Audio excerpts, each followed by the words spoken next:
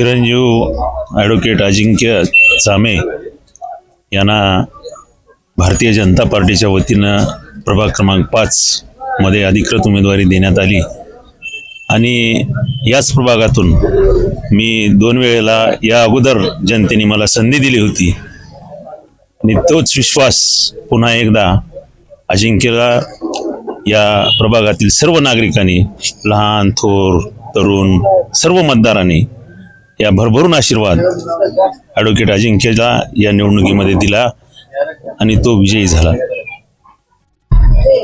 एकीकडे भारतीय जनता पार्टीच्या नगराध्यक्षपद ते नगरसेवक असे एकूण बघितलं तर नवीन तरुणांना जास्त या ठिकाणी संधी मिळाल्याचं दिसून येते। निश्चित स्वरूपात भारतीय जनता पार्टीनं नवीन चेहऱ्यांना संधी, तरुणांना संधी देण्याचं या निवडणुकीमध्ये काम केलेलं चित्र आपल्याला सगळे महाराष्ट्रामध्ये सगळीकडे पाहायला मिळेल आणि अहमदपूर शहरातील नगराध्यक्षपदाचे उमेदवार म्हणून ॲडव्होकेट निखिल कासनाळे यांना आम्ही या निवडणुकीमध्ये उभं केलं। स्वप्नील व्हत्ते यांना या निवडणुकीमध्ये आम्ही उभा केलं आणि अहमदपूर शहरातील सर्व मतदारांनी, विशेष करून तरुण मतदार, नवमतदार यांनी ॲडव्होकेट स्वप्नील व्हत्ते यांना प्रचंड मताने सर्व नागरिकांनी या ठिकाणी विजयी केलं। खरं तर 2004 नंतर 2004ची विधानसभा या कमळाच्या चिन्हावर निवडून आली आणि 2004च्या नंतर पहिल्यांदा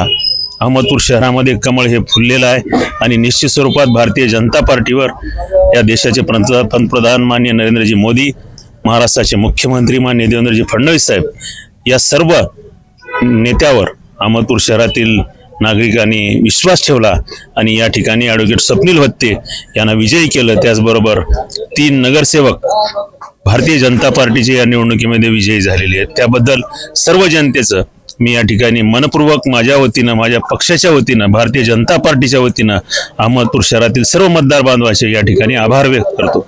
हा जो विजय आहे आज आपल्याला मिळाला, भारतीय जनता पक्षाचा जो विजय मिळवला, हा विजय भारतीय जनता पक्षाला पुनर्जीवित करणारा आहे का?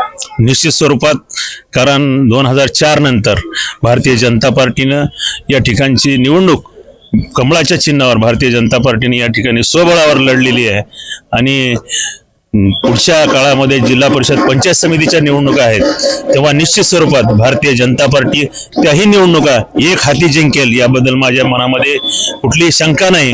कारण ग्रामीण भागामध्ये भारतीय जनता पार्टीची प्रचंड ताकद आहे आणि या विजयाचा परिणाम निश्चित स्वरूपात तुम्हाला पुढच्या काळामध्ये अहमदपूर विधानसभेमध्ये दिसून येईल।